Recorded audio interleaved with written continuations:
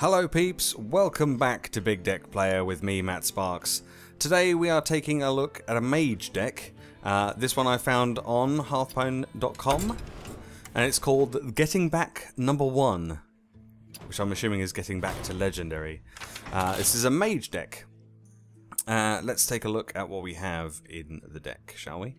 Okay, let's start off with the top. We've got 2 Mana Worms, pretty standard for Mage decks, I think. We have two Undertakers, which combos very well with our 2 Loot Hoarders, our 2 Mad Scientists, and 2 Harvest Golems. All very nice. We've also got 2 Sludge Belchers and a Sylvanas Windrunner, so all of those will combo very nicely with an Undertaker. So the earlier you can get those out, the better. We have some spells. We've got 2 Frostbolts, pretty standard again for most Mage decks. 2 Fireballs, again pretty standard. We have 1 Flame Strike for some late game board clear, and then we've got a bunch of spells which I shall talk to you about, because obviously we've got 2 Mad Scientists, so ideally you want to get the Mad Scientists out as early as you can, so that you don't have to spend mana on putting your secrets out. Obviously it does make it a little bit random, but if you have secrets in your starting hand, you kind of want to mulligan them out and hope that you get other things so that you can use your secrets with the Mad Scientist. Talking of secrets, we have 2 counter spells, 1 duplicate, and 2 mirror entities, and also to combo with them we've got 2 Kirin Mages, which is pretty nice. So if you do find that you do have secrets in your hand, you can use them in combination with the Kirin Mage, so they still don't cost you any mana. Now it's probably wise to try and choose your secrets carefully. Obviously with Mad Scientist it's a little random, so that's not always possible, but I would suggest, if you can, to try and use duplicate on something that you want more of. So it's probably best not to use duplicate on the Mad Scientist, but maybe if you want some more extra card draw, maybe use it on a Loot Hoarder. I like to keep it and put it out on when you have a Sludge Belcher out, if that's at all possible, or even a Ragnaros. Although Ragnaros doesn't generally get killed when I've been playing. I think most people just try and avoid him and go and just try and rush down. Obviously Sylvanas is a good one to try and get the duplicate on as well for the Death Rattle effect. So we've also got 1 Polymorph, which is pretty useful. We've got 2 Water Elementals. These are especially effective against warriors and paladins with weapons. Trying to keep them frozen so they can't use their weapons is a really strong way of controlling the damage output that your opponent does. And we have a Loatheb, because Loatheb is just a fantastic card in general. A 5/5 for 5 that makes their spells cost 5 more. That's pretty cool. And on turn 5 there's not a lot of spells that can be used at that point, so that's pretty nice. I think that's everything in the deck. I've gone over this pretty quickly, but I think that's everything that we need to talk about. I think it's a fairly standard Mage deck. All the basic kind of stuff is there that you'd expect, but it's just got this element of the Death Rattle stuff with the Undertaker, and all the combos that you can do with that.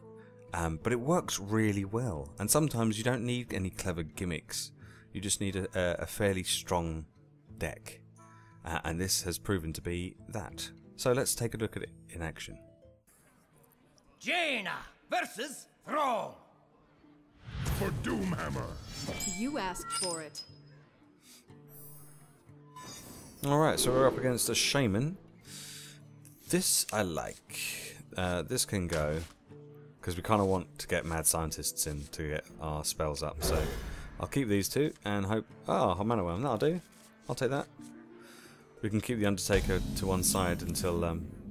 I was going to say, until we get some stuff with Death Rattle. But we draw into that straight away. So I'm going to Mana Worm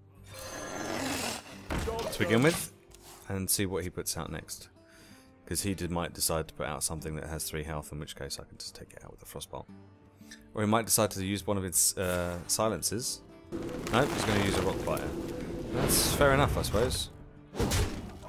Get rid of it before it gets pumped up. In that case, I'm just going to put the Undertaker out. You're dead. And then next time we can harvest Golem, if it's still alive.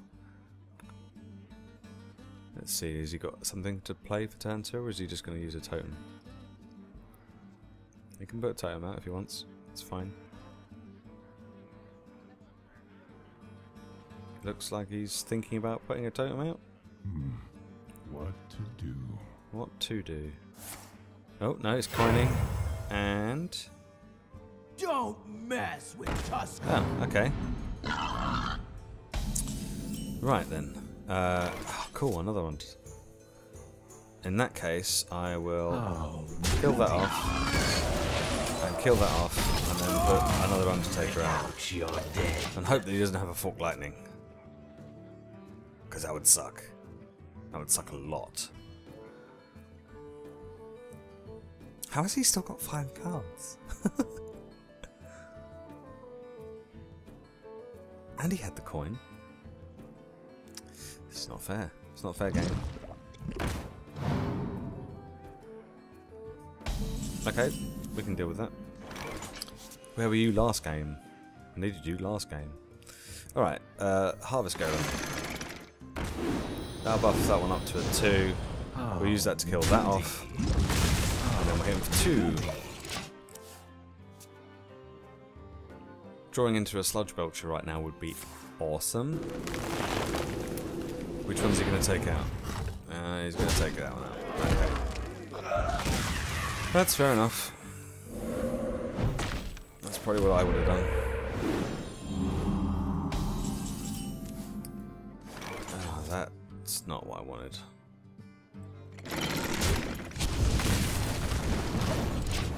I'll take out those totems because I don't like him having stuff, because he could easily just turn those totems into things that can attack with a flame tongue or something.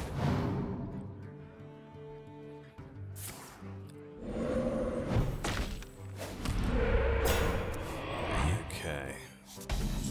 Do we want to duplicate either of these? Not especially. But for the sake of putting things on the board,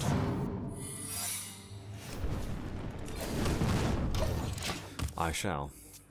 So he's probably going to hit the Mage with... He's probably going to trade the Mage with the Ooze. That's a 2 cost, that's a 3 cost. But he doesn't know what my secret is, so he might decide not to do that. Yep, that's what I was expecting him to do. Yep. Thank you.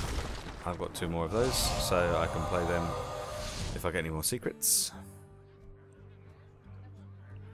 I think I probably would have preferred to have him done that with the Golem rather than the Kirintor Mage, but it's fine. Stat line on the Golem is slightly... Oh, he's used a Hex on it. Oh, he's gonna wish he's gonna have wished he'd kept that for later. Okay, we have Mana Worm. I'm just going to get one of these out for the time being, just so that I've actually got some kind of damage on the board. Gonna hope for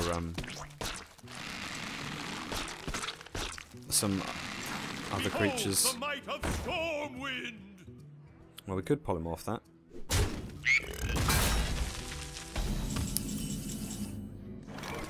It's a possibility.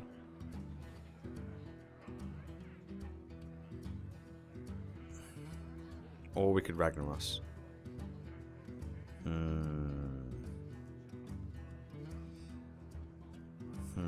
No, I think we... Let's polymorph this.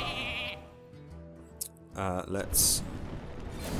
We'll do that, and then we do that. And then we pass the turn. That way we've got board control completely. None of these guys have taken any damage. We're still on full health. These guys are on full health. We're in a good position. Next turn we can Ragnaros. If he's got no threats on the board. I think that would be fairly good. Oh, that's not too bad. I think we could be pretty safe with the Ragnaros. Oh.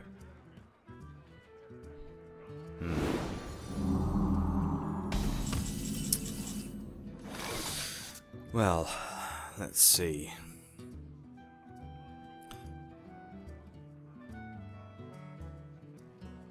Got no way of really killing this off. That does 3 damage. This does 4. I don't really want to. I wonder. I think I'm just gonna rag. And see what happens. Here's something good. Hooray!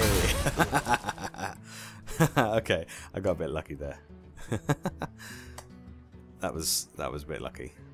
It could have hit anything. Someone call and yeah. See, one of the tactics. I don't know why I played that there. I would have played it the other side of the totem, but it's fine. See, one of the tactics with when your opponent plays rag is to just try and fill your board with like low-cost creatures.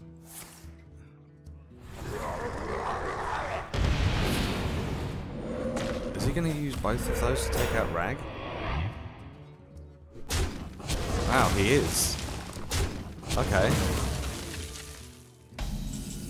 That was unexpected.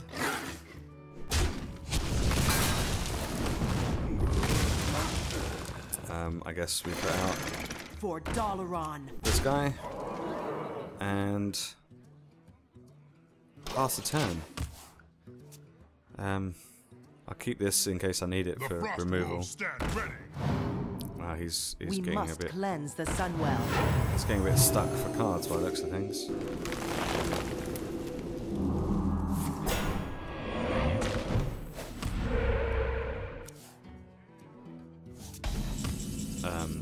Okay.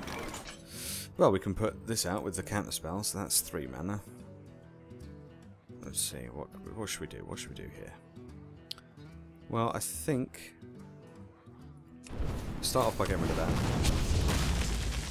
and then we frostbolt that. We kill that off with this, and then we Kirin Mage, counter spell, and then we just go for face, and then he can make the trade.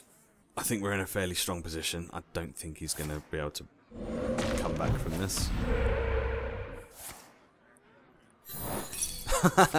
Sorry about that. I love that when it happens. And that's it. Well played. For $1. Done. There we go. Fairly strong, slow, steady, but it won the race. As I say, it's not. There's no fancy gimmicks. There's no kind of, you know, awesome super duper combo to pull off like on some decks that I've seen. It's just a strong deck from start to finish. Obviously, if you get the best card draw that you could possibly get with like Mana Worms and Undertakers at the beginning of the round, then that's fantastic. But you know, Hearthstone isn't reliable like that. So, but the fact is that you can still have a good game even if you don't get those cards straight away. So, I highly recommend this deck if you're looking to play a Mage deck. It's quite expensive because of the Ragnaros and some of the other cards that are in it.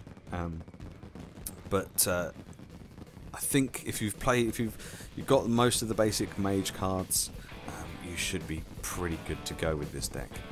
So that's it. That has been the Getting Back #1 deck. As always, I'll leave a link in the description so you can go to hearthstone.com and check it out for yourself. Make sure you can give it a thumbs up rating. Thanks very much for watching, and I shall see you next time for some more Big Deck Playa.